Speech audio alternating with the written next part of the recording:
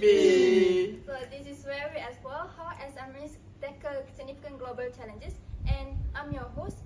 Today we bring you a story of innovation and resilience from Malaysian brand Christy as it navigates the ongoing US-China trade war.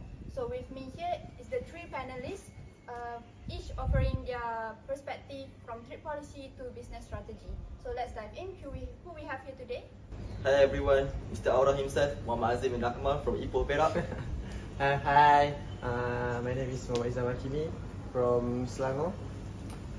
Hello, my name is Amai Faikmal. I'm a business strategy consultant based in Seremban.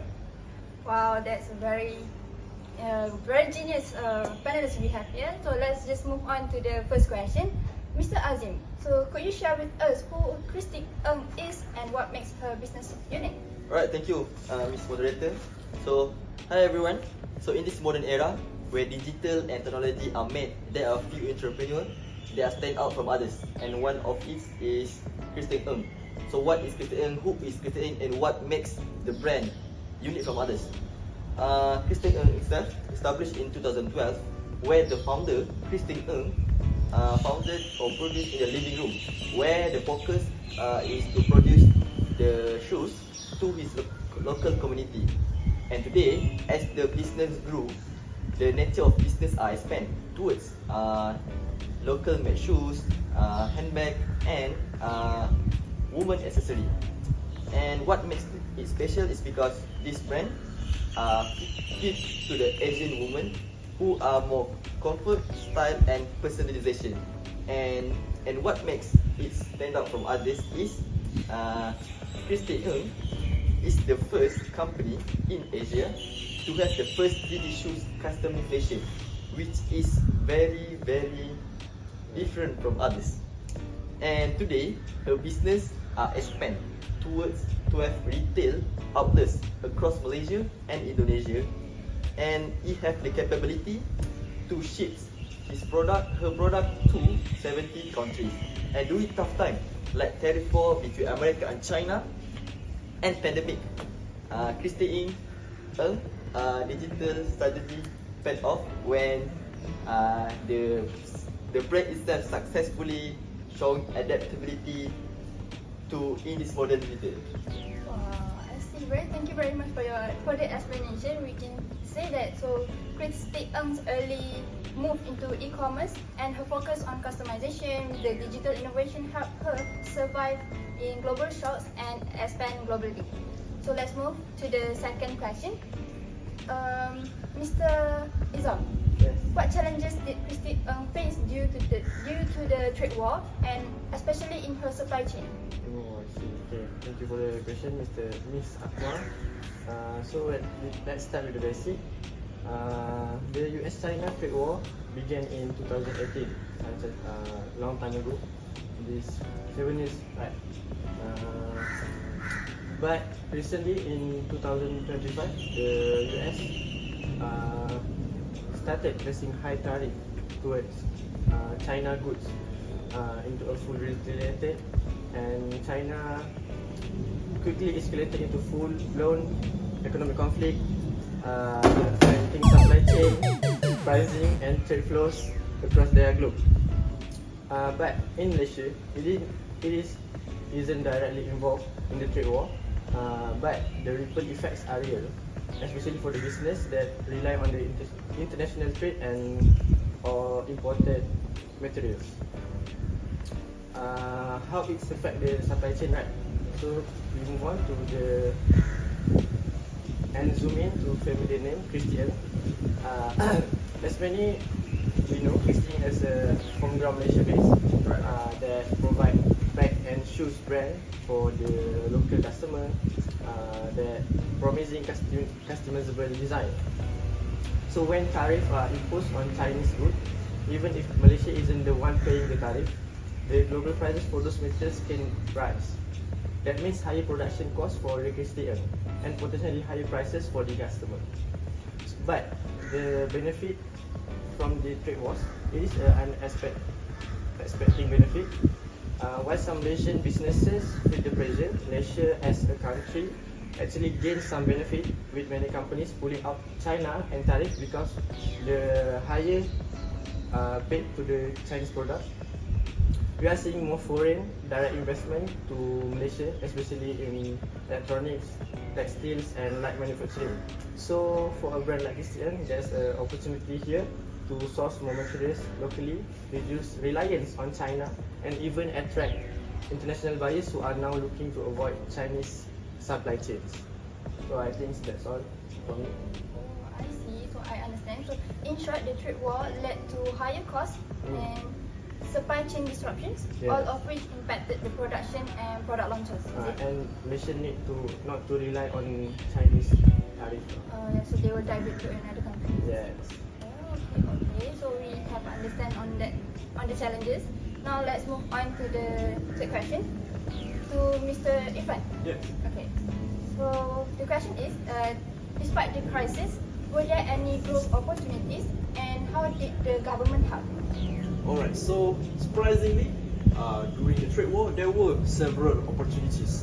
For example, many multinationals have adopted the China Plus One strategy, alright, to reduce their reliance on China, and Malaysia, especially, have become a great and attractive alternative.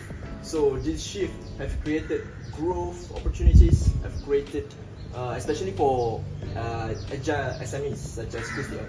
For example, Christy Ng, yes, it expanded into regional markets, Indonesia, Philippines, and this market aligned with their team, with their business, which is affordable luxury brand, and this regional growth really helped to fuel Christy Ng expansion, especially in business sites.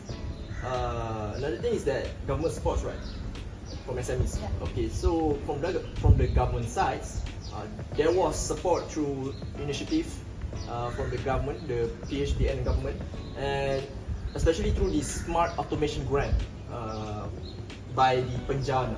And Christy Ng, the chief, actually received this grant, and it's able to automate their warehouse, their production, and really improve efficiency.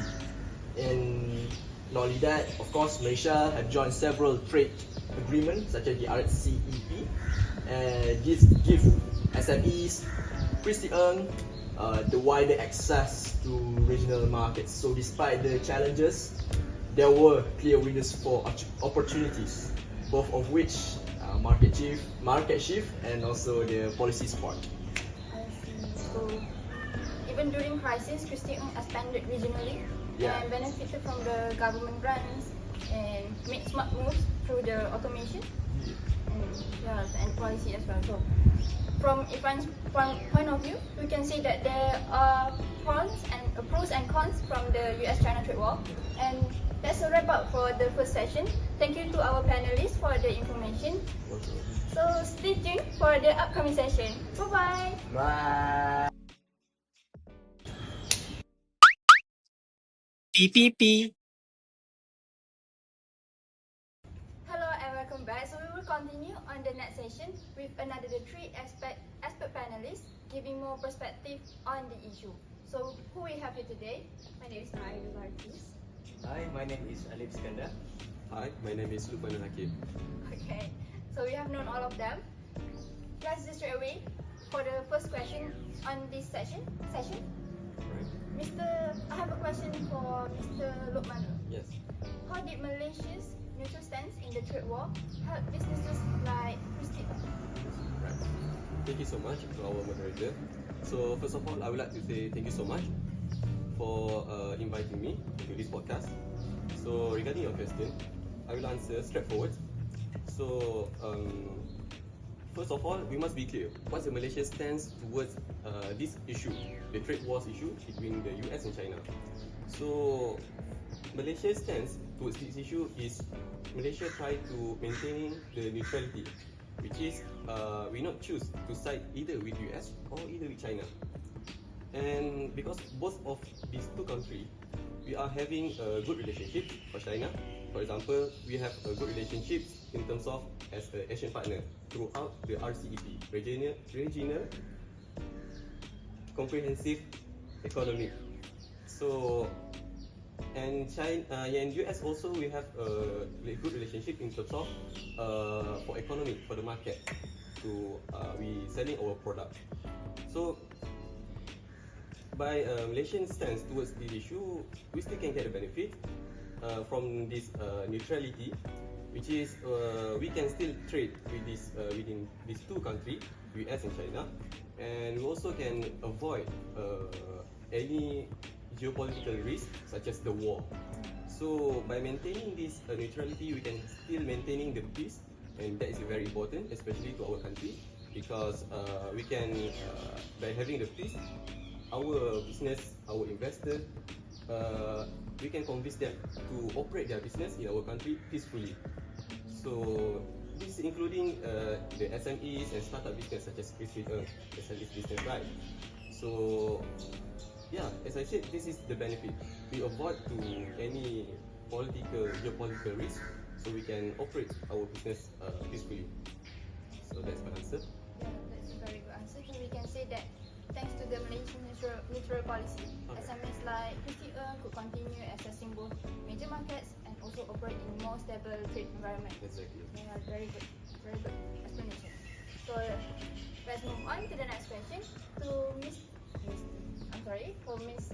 Balkis. Can you tell us about Christy Ng's branding and how it helped her remain competitive in the markets?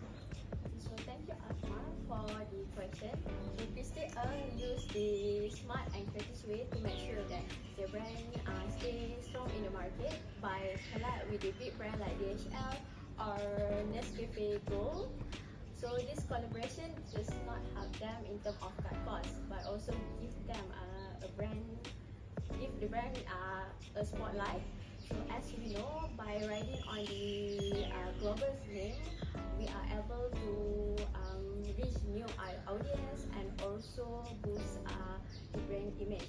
So what Christy do is promote Malaysian culture and sustainability as far as their brand image, like by they inspire craft and traditional crafting skill and so on. So this makes them to stand out with others, especially for the international buyer who want to find something different from the mass-produced good from China. It's a very good move from Christy Ng, you can say, because they brings out our culture to another country, which is very rare.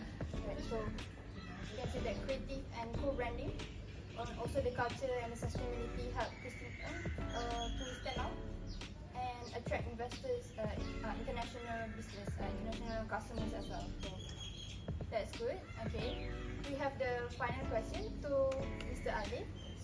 What are the main lessons SMEs can learn from Christy Ng's journey? Okay, so I think the main lesson that SME could learn from Christy is they need to become more flexible so that they can adapt to the global trade shifted fastly.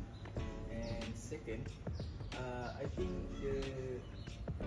the SMEs need to collaborate with a bigger brand. For example, like in Christy Ng, they collaborating with the big brands such as the DHL and also the Nescafe Gold, and so that it helps them to grow faster and save cost. And lastly, I think the SME must promote their local identity. For example, like Christy Ng, they promote the Made in Malaysia label that build trust and pride in her brand. So that's all for my point. Oh, we have three great points there, which is the stay flexible, collaborate with bigger companies or brands like the Nescafe Gold and DHL, and also the last one is the local identity. So we can say these key points can help SMEs like Christy Ng to be resilient during the global disruptions. So that's all for today on the podcast PPP. Can we make We will do like this. PPP. Okay. So I'll say okay. Alright. That's all for today on the podcast. PPP. Okay. Thank you very much to our expert panel and to our listeners. So don't forget to subscribe and follow us for more insights where business meets global change. And until next time, stay smart and stay global. Bye bye.